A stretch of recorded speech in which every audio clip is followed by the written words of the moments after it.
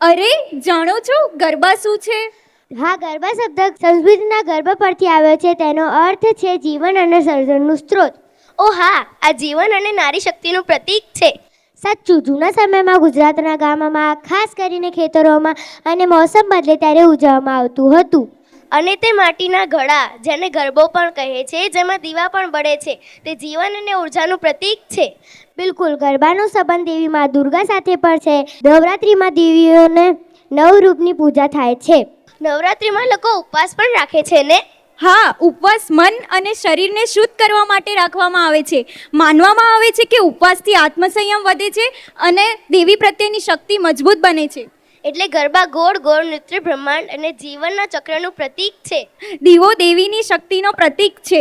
તેની આસપાસ ગોળ નૃત્ય કરવું બતાવે છે કે આખી સર્જન શક્તિ દેવીની આસપાસ ફરતી રહે છે. એટલે ગરબા ફક્ત નૃત્ય નહીં, પરંતુ જીવન શક્તિ અને ભક્તિનો ઉત્સવ છે. હા, અને એ જ કારણે નવરાત્રિ અને આ વાર્ષિક ઉત્સવોમાં તેને ખૂબ આનંદ અને શ્રદ્ધા સાથે ઉજવવામાં આવે છે. તો ચાલો ગરબા રમવા. જય અંબે.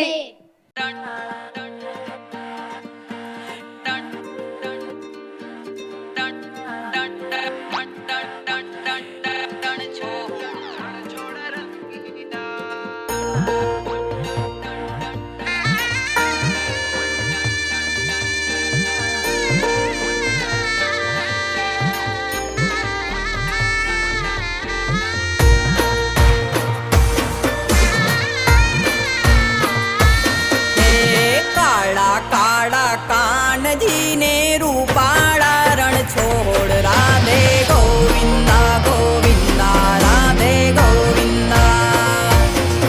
હે શેઠ મારો સામણિયો ને દ્વારિકા છે ધામ. રણ છોડ રંગીલા રંગીલા રણ છોડ રંગીલા.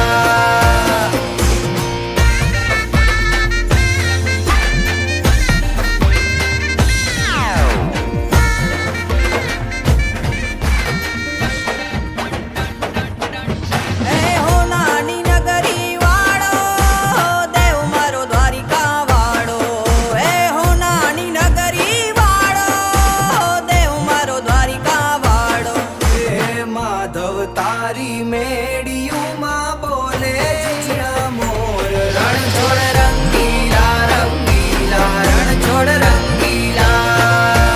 હે માધવ તારી મેડિયુમાં બોલે જીયા મોર. રણ છોડ રંગીલા રંગીલા રણ છોડ રંગીલા. કરવું પડે કારણ કે